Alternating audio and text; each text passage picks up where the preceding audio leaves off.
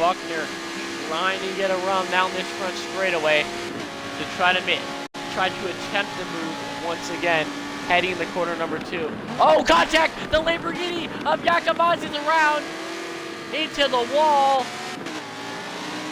Wow.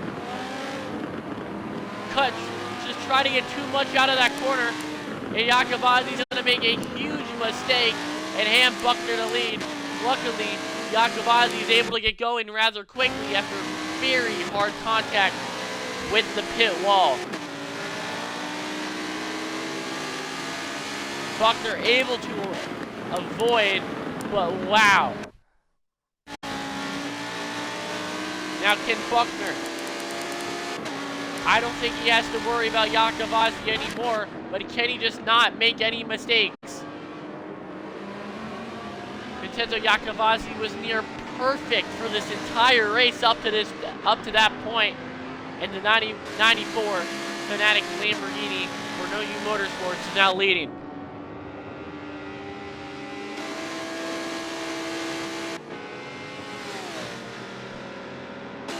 Again, just has to run hot laps here if he wants to get a win, as we see Shep found burning it down in the infield.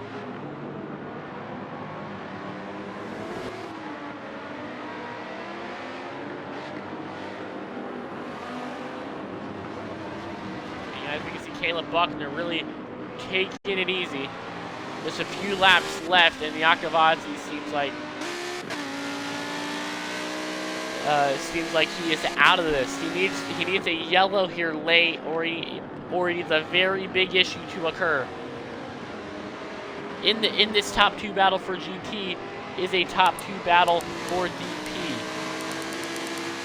Hector Garcia just getting by Parker Ness. He's trying. He's been behind Chad Eastwan this whole race, and he's trying to get ahead. With Laudenbach out of the picture, Garcia was able to shake him from behind, able to pull fast laps while Laudenbach made mistakes. Garcia is now just trying to hope Chad Eastwan makes the same mistake that Jacobazzi just did.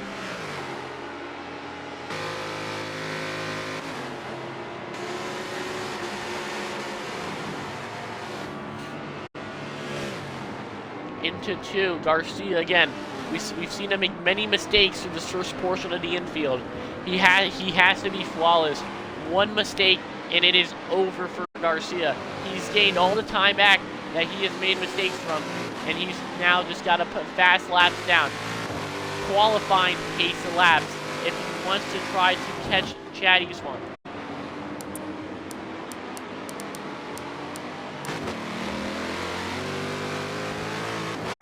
And Chad Eastwan's off.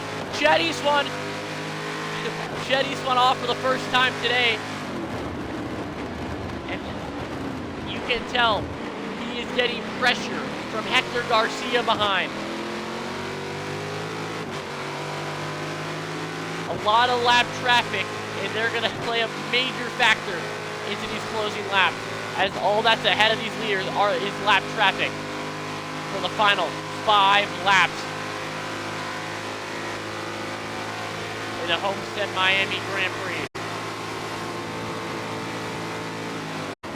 2 lap cars going side by side. Garcia's as close as he's ever been in these closing laps. A little bit wide there, and it's not going to hurt him too much. The dodge of Justin Strift lets him right by. Very clean racing by these lappers. Now Chad Eastwan trying to get the draft off of Luca Mazzelli.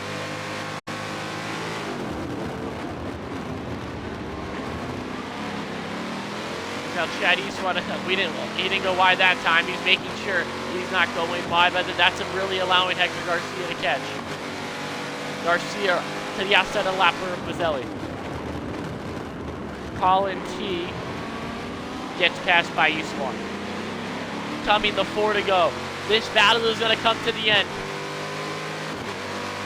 And there is a huge gap to the next lap car ahead of the leader.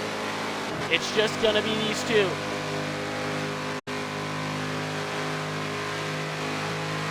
Garcia's got to push all he has if he wants to get a shot at getting 2 in a row. to win at his home track.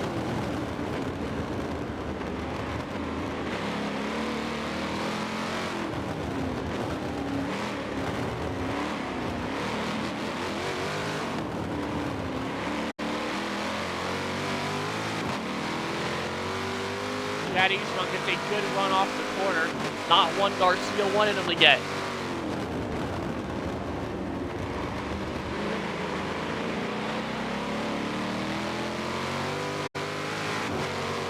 And Garcia extends the corner as much as he possibly can.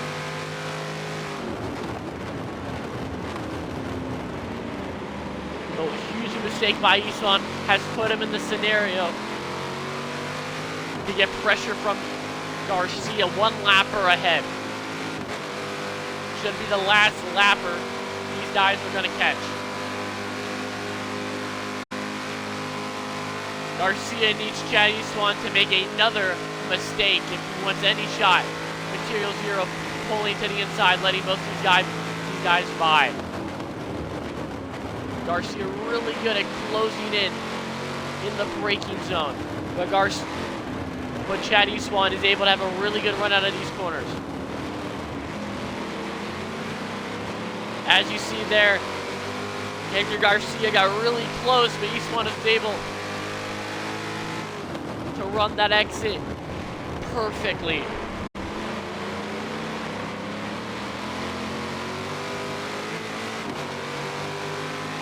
Garcia's getting closer and closer every lap, but is it too late? We're coming to 2 to go. And the Homestead-Miami Grand Prix.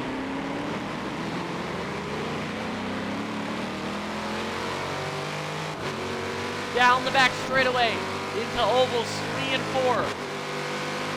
Can Garcia get it done?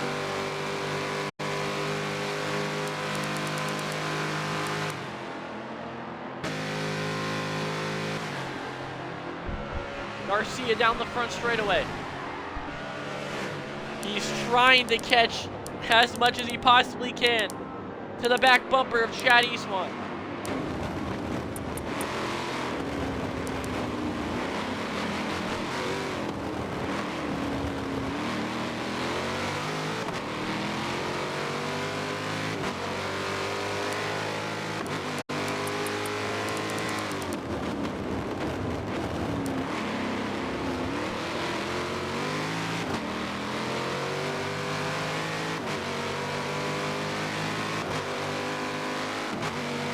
Garcia into turn 8. Brakes early. He's trying to get a better corner than Eastman, but Eastman's really able to maximize it. The slipstream is keeping Hector Garcia in this, but Chad Eastman has just been able to really have an amazing exit out of every single corner. Coming to the white flag. Garcia doesn't have enough. On the white flag, Garcia wasn't able to make it, but the question is, can Chad Eastman make it? Chad Eastman, both of these guys pitted the same lap. Garcia had to pit, which begs the question, can Chad Eastman make it to the rest of the way? It's gonna be tight for Chad Eastman. Is the reason he caught Garcia was because he was saving? Currently in the catbird seat is Landon Laudenbach. If he wants to get a win, if he wants to try to get the win, he's got to hope Chad Eastman runs out.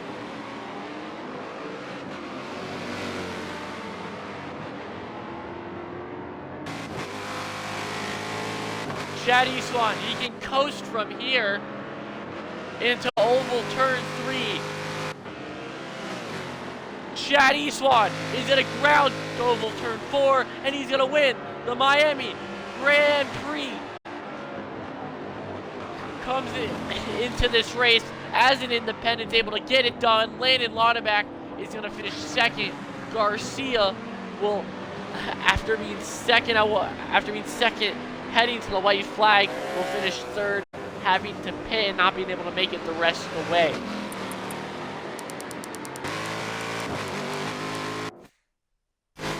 Now for Caleb Buckner. He's going to be able to win a Homestead-Miami after heartbreaking Daytona. Caleb Buckner will win the GT class. Buckner first, Yakavazi second, and Parker Ness will be able to get third. So Chad Eastwan and Caleb Buckner will be your winners of the Homestead-Miami Grand Prix for each class.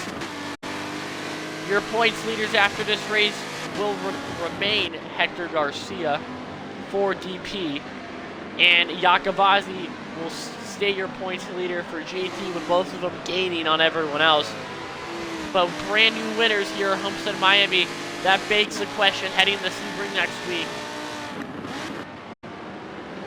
If these guys continue to get it done, Caleb Buckner has to hope Yakavazi has a bad day one of these races. But overall, very good race for both parties involved. And let's try to get these guys in here for some interviews.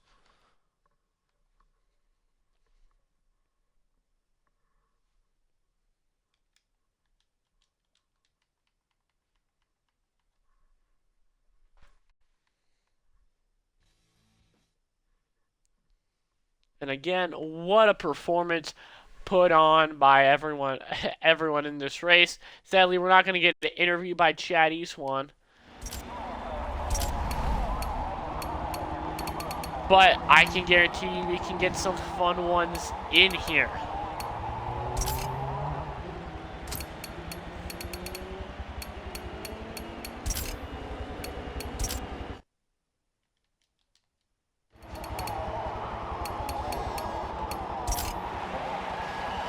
And we will not be able to get second place of DP. But Landon Lonneback got top 3 in the last 2 races. Last 2 OMA sanction races this week, so he is on a roll.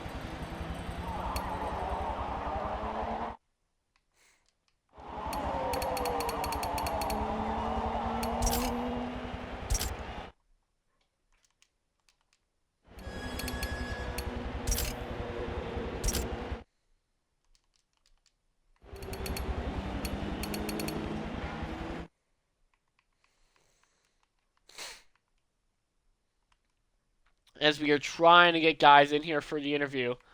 Overall, very good show put on by everyone. But with your winner, Caleb Buckner, in here, let's get an interview by him. Caleb Buckner, do you have a copy? Well, after facing heartbreak at Daytona, you're able to come back here in Miami, make the pass in Yakavazi, and take home the win. What a performance by you guys at OU Motorsports. And just walk me through your first thoughts after seeing Yakavazi cut it a little bit too close, hits the pit barrier, and loses the race by that. Okay, so yeah, well, obviously Initial we're in a party. reactions. We're in a party together, right? And we're talking about it. But he's like, "Hey, what if I just like don't break into the final corner? What would you do about?" I was like, "Pity, please." But like we were laughing about it and stuff. So you saw me go into the grass. So my only thought process was he's close enough to actually like send me.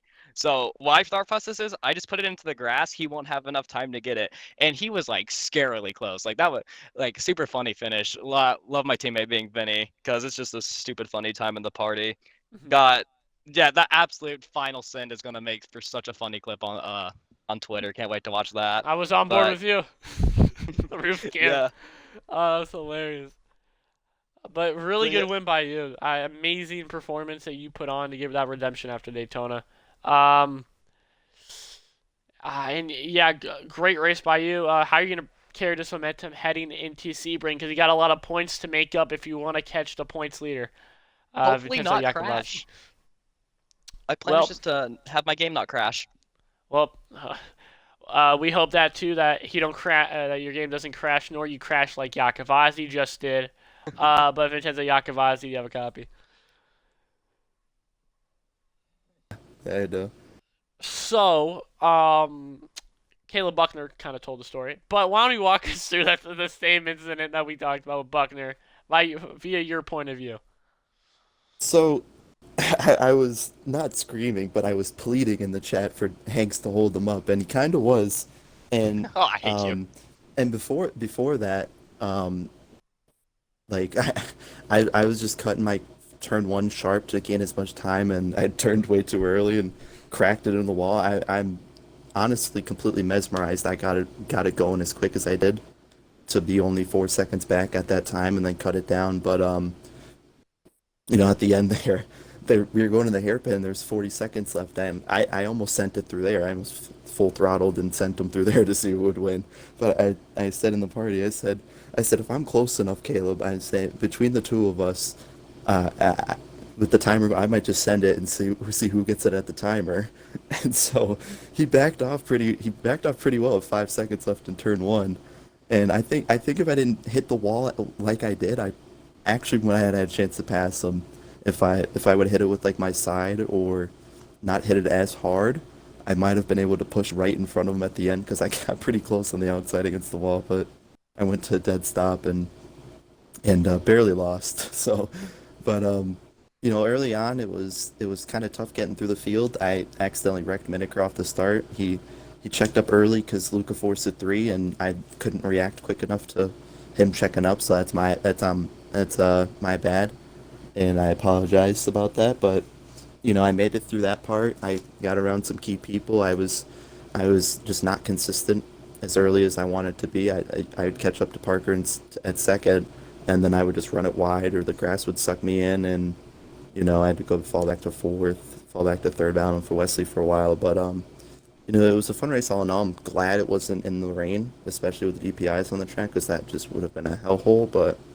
it was a fun race, and I'm glad I was fast for 2 straight weeks. And it's probably best that I went head on into the wall for Caleb to win because his game crashed last week, and he should have won. He was ahead by 5, 6 seconds, even more. So um, I was just happy to stay in the points lead and finish 1-2. Both weeks is where I want to be at. Well, again, very good race by you two, and you put on a heck of a show. And with no one else joining for an interview, and Chad Eastwan not wanting to take an interview, and second place in DP not being able to talk, this is all we're gonna get. So thank you for watching. Make sure to check out in just a couple of minutes uh, the virtual Heat Series race. And if I'm not mistaken, are you two racing in the I'll virtual Heat be in it. Series? I'm I'll be. I'm starting. I put a lap down 2 minutes before, and I'm on P2 Well, somehow. I but don't know why. I put a lap in not being on the game for 3 months, and look how that worked out for me. So, make sure to check. Um, I'm not sure who's streaming. I think Well, it's Jonathan. make sure to check out Jonathan for the stream. And yeah, very good race overall. And make sure to tune in next week for Sebring Under the Lights.